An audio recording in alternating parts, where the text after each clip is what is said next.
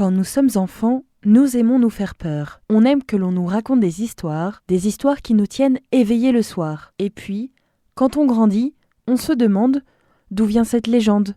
Pourquoi et comment ce lieu est-il devenu ce qu'il est aujourd'hui? Ces dons de médiumnité que certains et certaines prétendent avoir. Bienvenue dans Phénomène sur Westrack Radio, votre émission qui décortique les mystères et événements les plus intrigants de notre civilisation.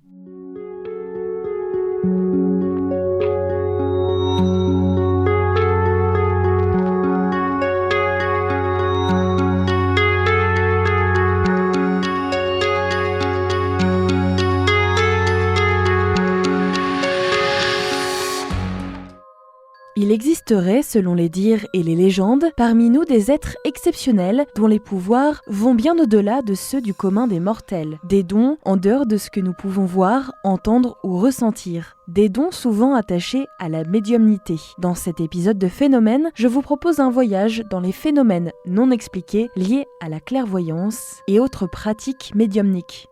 Un médium est une personne qui serait sensible à des influences subtiles ou à des phénomènes non perceptibles par les cinq sens. Il pourrait percevoir les manifestations de l'au-delà et de ses esprits. La communication avec des esprits pourrait prendre plusieurs formes, notamment avec l'utilisation de plusieurs objets, table tournante, Ouija, télékinésie, ou qu'elle passerait par l'intermédiaire d'êtres humains vivants, par la télépathie, l'incorporation totale, partielle ou par des visions. Tout ceci permettrait d'obtenir des informations sur le passé, le présent, le futur, ainsi que sur la vie après la mort. L'idée de médiumnité est très ancienne et remonte aux chamans préhistoriques. De multiples activités, religions et cultures utiliseraient ces capacités de médium. Et aujourd'hui, nous allons tenter de démêler le vrai du faux. La médiumnité descend en fait du mouvement spirit de Allan Kardec. C'est une philosophie spiritualiste qui apparaît à Paris en 1857 et qui donne naissance à un mouvement socioculturel en Europe. Allan Kardec définit le spiritisme comme une doctrine fondée sur l'existence, les manifestations et l'enseignement des esprits, possédant des lois morales et reposant sur une échelle spirit. Fondée sur la croyance en Dieu, en la réincarnation et la communication avec l'au-delà, ce courant de pensée estime que les médiums peuvent communiquer avec les défunts. Le mot spiritisme est donc un néologisme inventé par Allan Kardec. Cette doctrine, il explique dans son livre des esprits. Selon les spirites, la médiumnité serait une perception spéciale, plus subtile, qui permettrait à certaines personnes la faculté de servir d'intermédiaire aux esprits de l'au-delà. Ils considèrent que les médiums peuvent se diviser en deux grandes catégories. Les médiums à effet physique, ceux qui auraient la capacité de provoquer des effets matériels ou des manifestations ostensibles, ou encore les médiums à effet intellectuel, ceux qui seraient plus spécialement propres à recevoir et à transmettre les communications intelligentes. Une frontière infime dans la pratique de chacun. Pour communiquer avec ces défunts, anges, esprits ou entités, plusieurs méthodes existent et étaient notamment utilisées à l'époque du spiritisme. Les tables tournantes. Il faut tout d'abord faire la distinction entre les tables tournantes et les tables parlantes, c'est-à-dire celles qui communiquent avec un message à l'aide de coups frappés ou de typologie. Par exemple, un coup pour dire oui, deux coups pour dire non. Une variante consiste en l'épellation des lettres de l'alphabet et la table signale la lettre choisie en donnant un coup avec la présence d'un secrétaire qui note les réponses ainsi formées. D'après les sources de l'époque, les tables tournantes se manifestaient par des effets sensibles tels que les bruits, le mouvement et le déplacement de corps solides. Il suffisait de se mettre autour d'une table, assis ou debout, de poser ses mains à plat dessus et attendre patiemment le phénomène, pouvant survenir en quelques minutes ou voire en plusieurs heures. On entendait généralement un craquement dans la table, prélude au mouvement circulaire qui s'accélérait de plus en plus à tel point que les participants avaient du mal à suivre le mouvement. Une fois le mouvement établi, on pouvait même s'écarter de la table qui continuait à bouger en tous sens et sans contact. Une pratique souvent réalisée en société lors d'événements mondains. Ces tables avaient parfois leur petit caractère. La table qu'utilisait par exemple Victor Hugo lors de ses séances spirit à Jersey ne supportait pas la position en losange de ses participants. La table Girardin, c'est une variante de la table tournante, nommée ainsi en souvenir de Delphine de Girardin, amie de Victor Hugo et femme d'esprit. Cette table était un guéridon dont le centre était équipé d'un cercle mobile en bois monté sur un axe. Sur la circonférence de ce cercle étaient inscrits les lettres de l'alphabet, les chiffres ainsi que oui et non, cet ensemble tournait devant une aiguille fixe. Le médium, plaçant ses mains sur la table, posait des questions à l'esprit qui était censé faire tourner le cercle avant de l'arrêter devant l'aiguille, donnant ainsi le caractère voulu par l'esprit afin de composer des phrases qui étaient notées à nouveau par un secrétaire. Aujourd'hui, la pratique ressemble à celle du guéridon, une pratique toujours utilisée. Le Ouija et l'Aditor. Dans un précédent épisode sur Westrack Radio, nous avons étudié le cas de Estefania Gutierrez Lazaro et de l'impact de l'utilisation de la table de Ouija. Je vous invite à découvrir cet épisode complet sur la Ouija sur le site de west-track.com. Cet épisode s'appelle « Phénomène, séance de Ouija, la tragique affaire d'Estefania Gutierrez Lazaro ». Pour rappel, la Ouija ou le Ouija est une planche qui permet de communiquer à l'aide de lettres et de chiffres. Au XIXe siècle, cette planche était recouverte de feutrine sur laquelle on collait les lettres de l'alphabet disposées en arc de cercle. Étaient également disposés les chiffres de 0 à 9. Le médium utilisait une planchette qui épousait la forme de sa main sous laquelle étaient plantés des clous de tapissier pour un bon glissement et afin d'éviter le bruit de frottement. Aujourd'hui, cet objet s'appelle la goutte et est parfois remplacé par un simple verre. Le médium posait donc sa main sur la planchette ou la goutte. Sa main serait guidée par l'esprit qui dirigerait la Ouija, et ce de façon automatique et rapide vers les lettres et les chiffres qui forment ainsi un message. L'assistance d'un lecteur ou d'un transcripteur était à nouveau utilisée.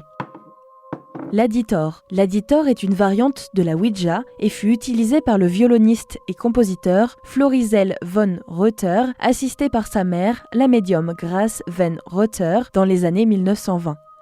La particularité de l'Aditor est d'être une règle droite où sont inscrits des lettres et des chiffres devant lesquels se déplace un curseur dans une rainure. Madame Grace von Reuter l'utilisait les yeux bandés. Parfois, elle posait les doigts sur le curseur qui se déplaçait à grande vitesse, sous l'influence supposée des esprits, pendant que son fils Florizel von Reuter notait les lettres ainsi obtenues. Ces messages reçus étaient principalement dictés en sens inverse de la lecture normale, c'est-à-dire la première lettre obtenue était en réalité la dernière de la phrase, la deuxième lettre correspondait à l'avant-dernière, etc.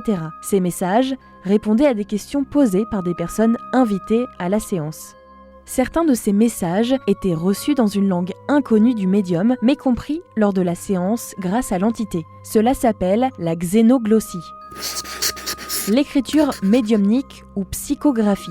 Appelée psychographie du temps d'Allan Kardec, elle correspond à la méthode la plus répandue pour recevoir des messages qui viendraient d'esprit. Le pratiquant s'assoit à une table, pose une feuille de papier devant lui et tient un stylo en main au-dessus de la feuille. Le but serait de laisser l'esprit influencer les pensées ou le bras du médium. Les spirites distinguaient plusieurs types de psychographie encore utilisés aujourd'hui. L'écriture intuitive ou l'écriture inspirée. Avec cette écriture, un esprit communiquerait au médium des idées et pensées que celui-ci retranscrit avec ses propres mots, sa façon de parler et sa propre écriture. L'écriture automatique, mécanique ou semi-automatique, semi-mécanique. Avec ce type d'écriture, le médium n'a aucune idée de ce qui est écrit. Il ne contrôle plus son bras, ce serait l'esprit ou l'entité qui lui seul écrirait. Le médium pourrait être dans un état de somnambulisme ou de transe, mais cela n'est pas obligatoire. Avec ce type d'écriture, le médium comprend ce qu'il écrit, mais il ne contrôle toujours pas son bras ni son écriture. Là encore, ce serait un esprit désincarné qui écrirait à sa place. C'est dans cette catégorie que l'on voit des cas de médium polygraphe, c'est-à-dire dont l'écriture change en fonction des différents esprits qui communiqueraient, prenant l'écriture et les tournures de phrases qu'avait l'esprit de son vivant, car finalement, ce serait lui qui écrit, le médium, lui, n'opposant plus aucun filtre ni résistance. On y retrouve ainsi des cas de xénoglossie où le médium se mettrait à écrire dans des langues étrangères ou des dialectes qu'il ne connaît pas. La clairvoyance médiumnique. Ce type de médium voyant peut travailler à partir de la photo d'une personne décédée ou d'autres éléments. Les perceptions peuvent être des impressions, des sensations, des images ou des idées qui s'imposent clairement. La clairaudience médiumnique, un procédé qui se rapprocherait donc du sens de l'ouïe. Le médium auditif pourrait entendre les esprits de deux manières, par la perception d'une voix intime qui se ferait entendre dans son fort intérieur et qui serait reçue télépathiquement, par la perception d'une voix extérieure, claire et distincte, comme celle d'une personne vivante. Certains scientifiques qui ont étudié ces phénomènes considèrent que la médiumnité est le résultat de fraudes et de facteurs psychologiques. Il existe une expérience réalisée en 2003 par Bryony S. Wiseman qui a démontré que lors d'une fausse séance de spiritisme, plusieurs personnes croyant aux phénomènes paranormaux, à qui il avait été suggéré pendant la séance qu'une table avait bougé, ont attesté à la fin de la séance que la table avait bougé alors qu'elle était restée statique. Cependant, de nombreux phénomènes restent inexpliqués. Et de nombreux scientifiques expliquent que nous n'avons pas les connaissances aujourd'hui pour assurer que ces phénomènes découlent d'un fait ou d'une croyance psychologique et non d'un fait paranormal. Je vous propose 3 cas de médiumnité perturbants où des dons ont été mis au service de la justice. En 2002, une médium de Brescia, en Italie, Maria Rosa Bussi, âgée de 55 ans, a aidé les autorités à retrouver un corps. Chiarafa Barifi était une jeune fille disparue dans la nuit du 30 novembre au 1er décembre 2002. Bussi avait dirigé une procession de plongeurs sur les rives du lac de Côme en disant « C'est ici ». On avait alors coulé un robot équipé d'une caméra et au fond du lac, à plus de 100 mètres de profondeur, il retrouve la voiture et la plaque d'immatriculation est la même, il n'y a donc plus de doute. Elle prétend que c'est la jeune fille décédée qui lui a dit qu'elle voulait qu'on la retrouve. Le 14 février 1991, l'hebdomadaire Visto publie un article intitulé « Il sentait que Luca était là au fond de la mer ». L'histoire ressemble à celle que je viens de vous citer, celle d'un garçon de Livourne, Luca Del Gamba, parti pêcher avec son beau-frère, Paolo Felleni, sur une falaise aux portes de Livourne. C'était le 5 janvier. Une journée froide, venteuse, et c'est peut-être à cause du vent que le garçon avait perdu l'équilibre et aurait glissé dans la mer, disparaissant parmi les vagues. Les pompiers et les plongeurs se sont immédiatement mobilisés pour rechercher le corps, sans succès. Selon les journaux locaux, les pompiers avaient exploré et ratissé chaque étendue de mer. Aucun résultat le long des côtes et au large, dans le sable et parmi les rochers. C'est alors que le père du noyé décide de demander de l'aide, celle d'une médium de Côme, Amalia Agostena. La femme se concentre sur une photographie du garçon et dessine le profil de la côte à 300 mètres du rivage, une étendue de mer déjà explorée sans résultat. Visto, le journal qui publie cet article, confirme que c'était la femme qui avait indiqué exactement aux plongeurs où récupérer le noyé. À côté de la zone indiquée, le corps est remonté à la surface et récupéré par la police. Notre dernier cas concerne Nancy Meyer. Elle a travaillé sur 700 affaires criminelles et en a résolu 90%, un chiffre très troublant. L'histoire débute quelque part en Pennsylvanie. Au pied des collines se trouve une bourgade américaine parmi tant d'autres. Une femme qui promène tranquillement son chien s'appelle Nancy Meyer.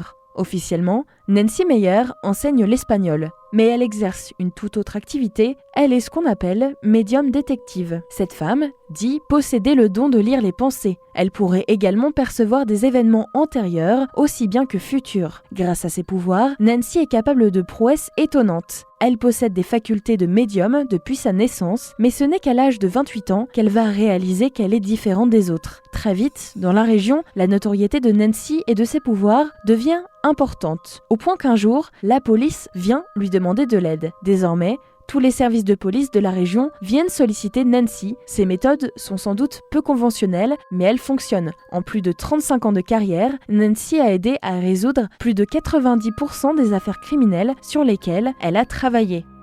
Peut-on ainsi confirmer que les médiums ont de réels dons ? Il n'est pas possible en effet de le confirmer, d'autant que de nombreuses personnes assurent un vrai business derrière la voyance et la médiumnité. Si ce sujet vous intéresse, n'hésitez pas à creuser du côté du mouvement Spirit. Ce mouvement dont nous avons parlé un peu plus tôt est arrivé au 19e siècle à Paris et malgré sa richesse, c'est un mouvement très complexe. Dans les précédents épisodes de Phénomènes sur Westrack Radio, nous avons parlé plusieurs fois de médiumnité. Je vous invite donc à découvrir tout le podcast directement sur le site de Westrack.